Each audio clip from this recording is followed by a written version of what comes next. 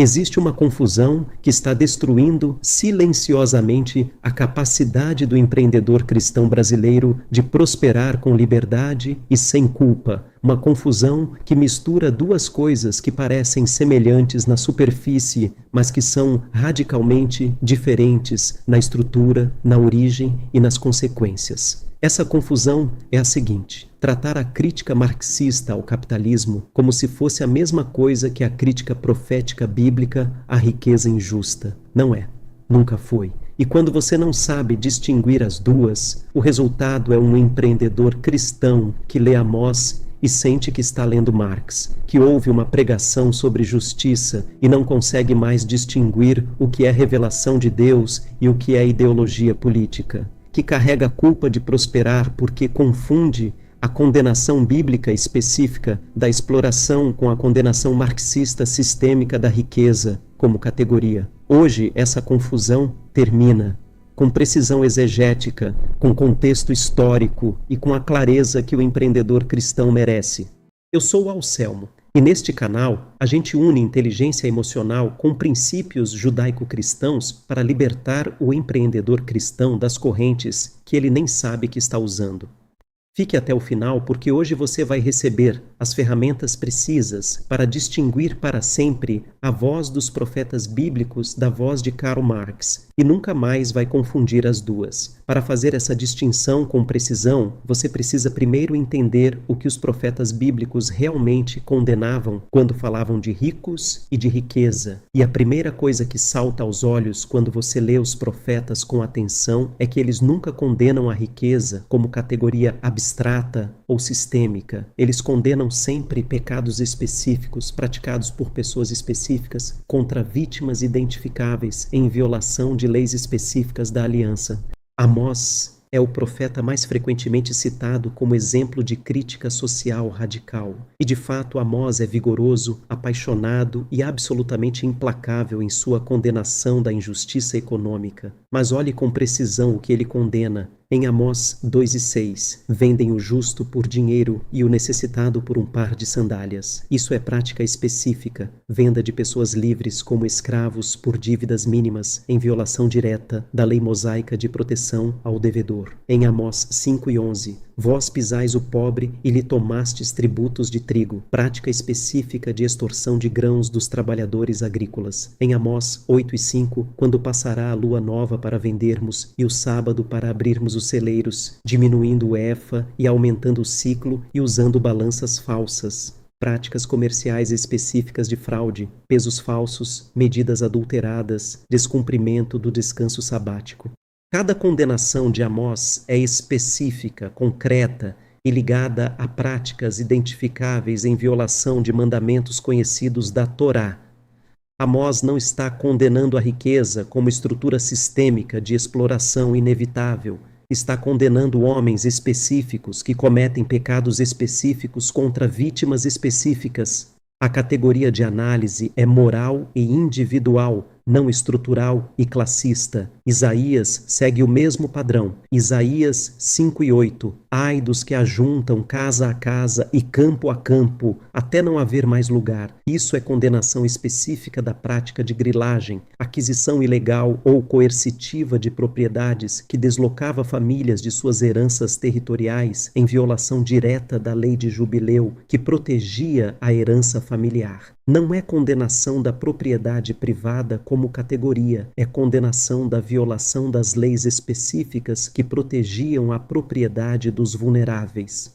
Miqueias 2 e 1-2. Ai dos que planejam a iniquidade e maquinam o mal em suas camas. Quando amanhã aparece, praticam-no porque têm o poder em suas mãos. Cobiçam campos e os tomam e casas e as arrebatam. Fazem violência ao homem e à sua casa, a cada um e à sua herança. Novamente, condenação específica de indivíduos que planejam, executam e se beneficiam de práticas específicas de expoliação. A categoria é o coração corrupto que planeja iniquidade, não a classe social que estruturalmente explora. Agora compare essa estrutura profética bíblica com a estrutura da crítica marxista. Marx não condena capitalistas específicos por práticas específicas. Marx condena o capitalismo como sistema pela sua lógica interna inevitável de exploração. No sistema marxista, o capitalista individual pode ser pessoalmente bondoso, generoso com seus trabalhadores, honesto em seus negócios e ainda assim participar objetivamente da exploração do proletariado, porque a mais-valia é extraída pela estrutura do sistema, não pela intenção do indivíduo. Não há capitalista inocente. Não há empresário que possa prosperar dentro do capitalismo sem explorar. Porque a exploração é a lógica do sistema, não o pecado do indivíduo. Essa distinção é fundamental e tem consequências práticas imediatas para o empreendedor cristão.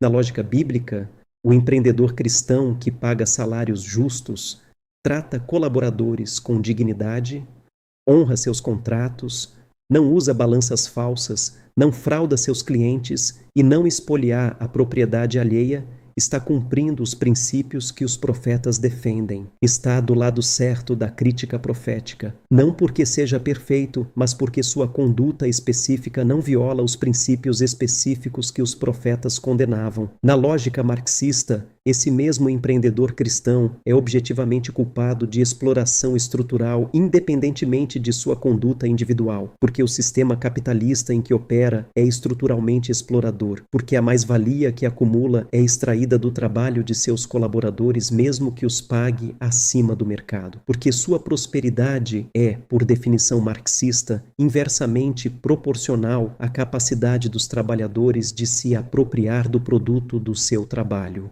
A diferença entre as duas lógicas não é acadêmica, é a diferença entre liberdade e culpa permanente, entre responsabilidade moral individual e determinismo estrutural inescapável, entre um Deus que julga o coração e uma ideologia que condena a posição. Agora, há um segundo elemento dessa distinção que precisa ser desenvolvido e que é frequentemente usado para criar confusão entre as duas críticas. Os profetas bíblicos às vezes usavam linguagem que parece estrutural e coletiva. Condenavam Israel como nação, falavam de sistemas de exploração que pareciam sistemáticos e não apenas individuais. Não seria isso uma forma de crítica estrutural que antecipa Marx? A resposta é não. E a razão é a natureza da aliança bíblica.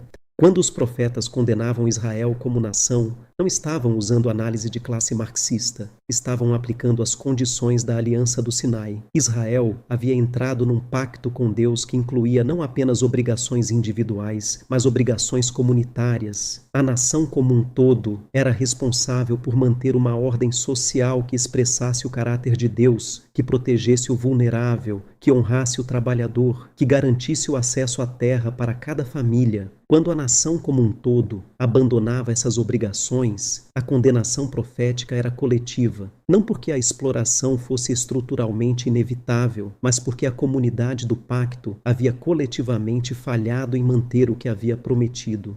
Isso é radicalmente diferente do determinismo estrutural marxista. A crítica profética pressupõe que a ordem justa é possível, que Israel podia e devia manter uma economia que honrasse a lei do jubileu, que protegesse o devedor, que garantisse o descanso do trabalhador e que evitasse a concentração extrema de terras. O problema não era o sistema econômico em si, era a desobediência moral coletiva de um povo que conhecia a lei e a violava. O marxismo pressupõe que a injustiça é inevitável dentro do capitalismo, não como consequência de desobediência moral que pode ser corrigida, mas como expressão da lógica do sistema que só pode ser superada pela sua destruição. A solução profética é arrependimento e retorno à lei da aliança. A solução marxista é revolução e destruição do sistema. O empreendedor cristão que confunde as duas críticas termina num paradoxo paralisante. Se adota a lógica profética, sabe que pode prosperar com justiça desde que sua conduta específica honre os princípios da aliança, e tem clareza sobre o que isso significa na prática. Se adota a lógica marxista, não tem saída, Qualquer nível de prosperidade o torna culpado de exploração sistêmica e a única forma de provar sua autenticidade é a destruição do próprio sucesso. O Evangelho bíblico não oferece culpa permanente, oferece padrões claros de conduta justa e redenção completa para quem falha e se arrepende. Os profetas não pregavam culpa estrutural, inescapável, pregavam retorno a práticas específicas de justiça que a lei da aliança havia estabelecido com precisão. Então, como o empreendedor cristão aplica a crítica profética genuína ao seu negócio sem cair na armadilha marxista? A aplicação é específica, prática e libertadora. Você paga salários que permitem que seus colaboradores vivam com dignidade, não porque o sistema capitalista é explorador, mas porque a lei da aliança protege o trabalhador. Você honra seus contratos completamente.